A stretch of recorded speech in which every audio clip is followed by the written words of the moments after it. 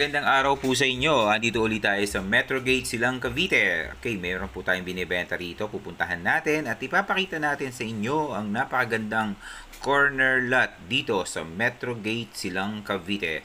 Pero bago ang lahat, puntahan muna natin yung clubhouse kasi gusto kong ipagmalaki.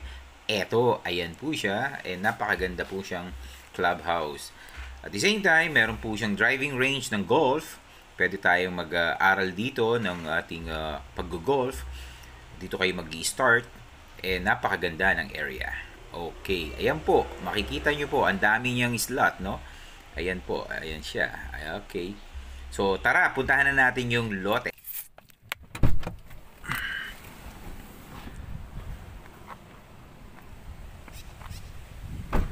Hello guys. Okay, welcome back. Guys, another tayo dito, selling properties. Selling properties kasi dalawa yung i-present natin pero one at a time lang tayo. Okay, eto, meron tayo ditong corner lot.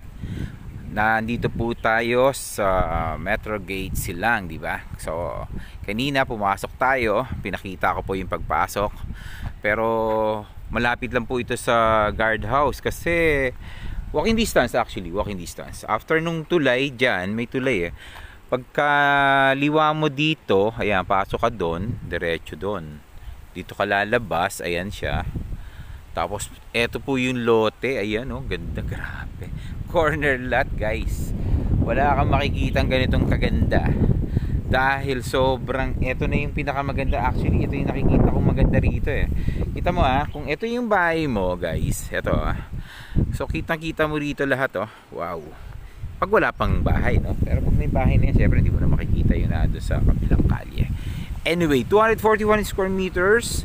Ang halaga po nito per square meter ay 14,500 per square meter. Ayan siya. Okay.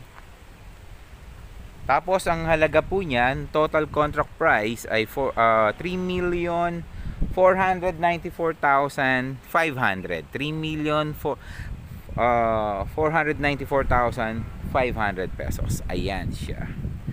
Okay guys, ganun kung meron tayong tanong at meron kayong inquiry, gusto nyong i-avail to, tawagan nyo po ako. Meron tayong mga numbers dyan sa description box. Meron din tayo sa ating dito naka-flash sa screen, Pina-flash na natin yung ating yung ating pinaka number para kahit hindi nyo puntahan yung description box makikita nyo na rito. So ang gagawin nyo na lang, kontakin nyo na lang po ako. Meron po yung Viber, meron po yung WhatsApp. Okay, so guys, ang isa pang information, sagot na ni seller yung CGT, capital gain tax, at yung deed of sale. Yan, sagot na niya yan, Wala na po kayong alalahanin sa capital gain tax. Ang sasagutin lang ng buyer, yung doc stamp and transfer tax at yung iba pa pong mga maliliit na bagay-bagay na babayarang taxes. Okay? So, sana naibigan nyo po ito at huwag nyo kalimutang mag-subscribe sa channel natin.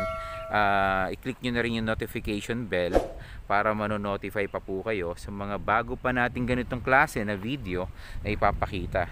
241 square meters guys, napakaganda niyan. Sobrang ganda, kita nyo naman. Medyo pataas siya, pero ang mangyayari pag ginawa nyo, ganito itsura, ito.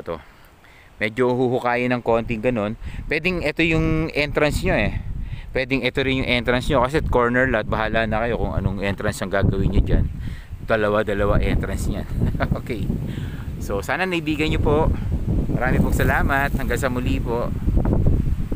Ikot lang po natin. Ang ganda, di ba? Wow, ang ganda. Ang lakas ng hangin. Salamat po. Bye-bye.